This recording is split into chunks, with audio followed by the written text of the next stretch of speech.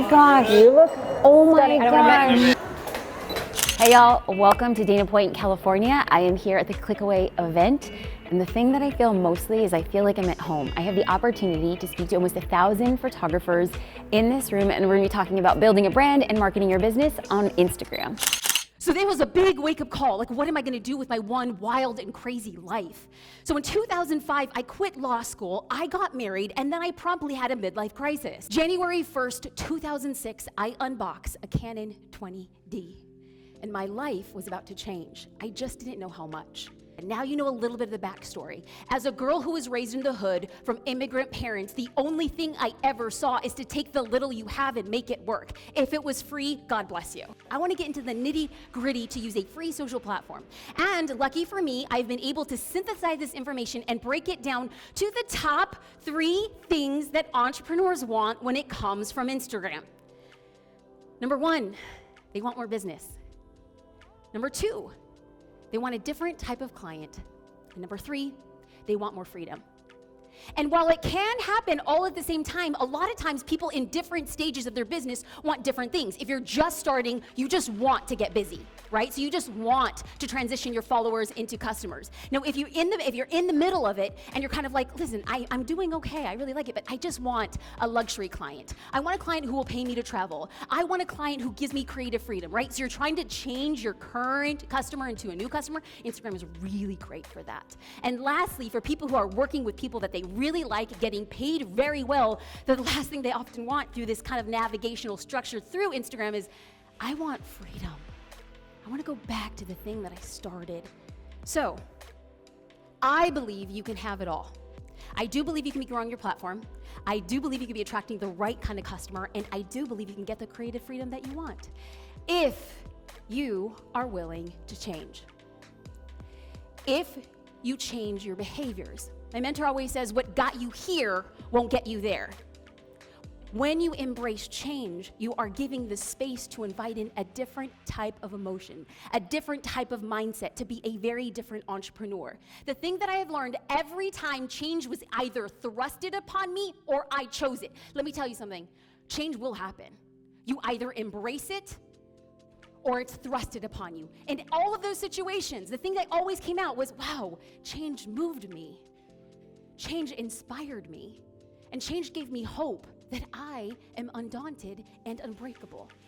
So if we know that change is coming, why not say, okay, I'm going to make the changes that I want today to get where I want to go. Why? Because change equals progress. So how do we create content that shows how different we are? How do we stick out? We create content for our customers' needs. I believe that when somebody goes to your account and they feel something, oh, I got a piece of education, I got escapism, I got knowledge, I got a piece of benefits, I got some value simply by looking on Instagram, you then become differentiated in a saturated market. So then the question becomes, how do I create value-based content, Jasmine? Okay. Number 1, I want you to ask yourself, who is your customer?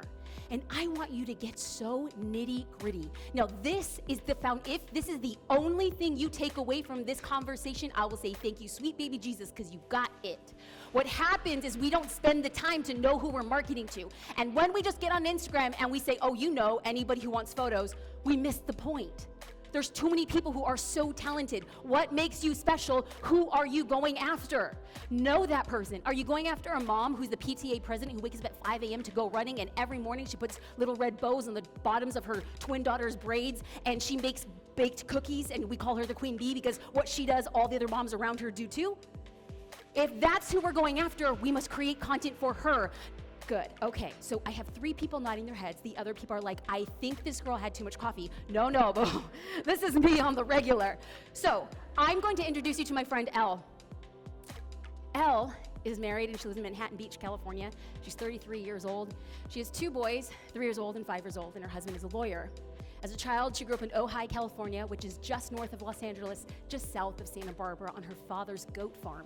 As a child, she would run through his fields after slamming the door to his 1954 Ford truck with a dent in the side, and she would run and she would collect lavender and poppy.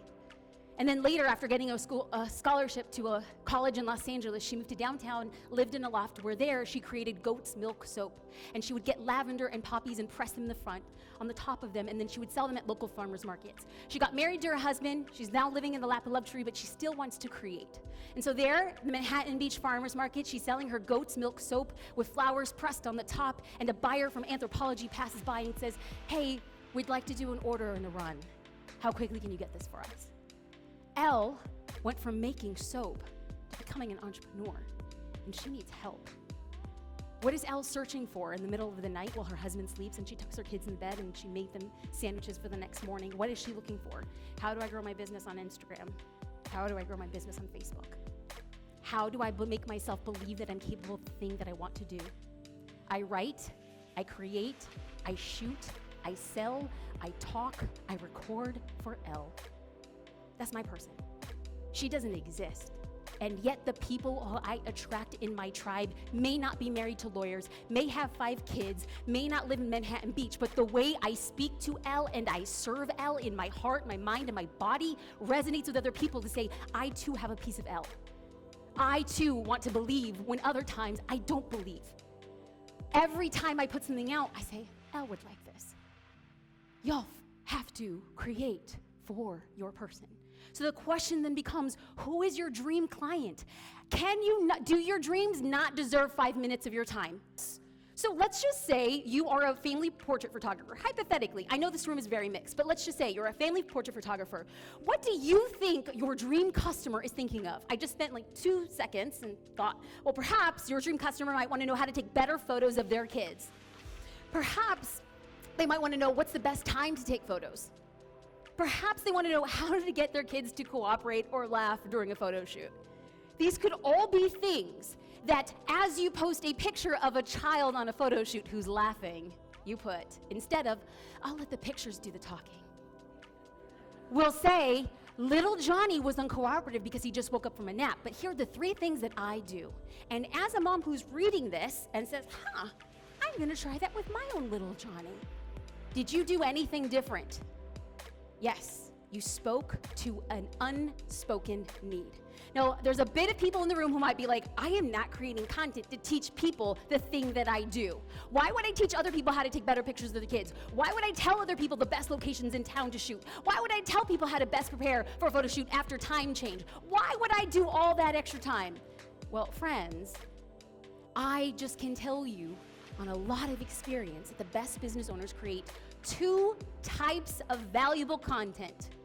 I want you to think back to people who you really like following, and you'll start seeing 2 subtle things. They provide answers, and they provide solutions. They provide answers to questions you never thought about, or perhaps you did and were too afraid to ask. Or they provide solutions, unspoken solutions to struggles they didn't even necessarily know. Do I think that your dream customer is laying up at 11:30 at night thinking, how do I get Sally to laugh during a photo shoot? Probably not. But by you helping her get there, she thinks highly of you. Does that automatically mean she's gonna be a customer? No. What's probably gonna happen is she's gonna try to practice with Sally, and Sally's not gonna cooperate with her. And she's like, hey, she said that this was gonna work. What then happens? Maybe I need her help to get Sally to laugh.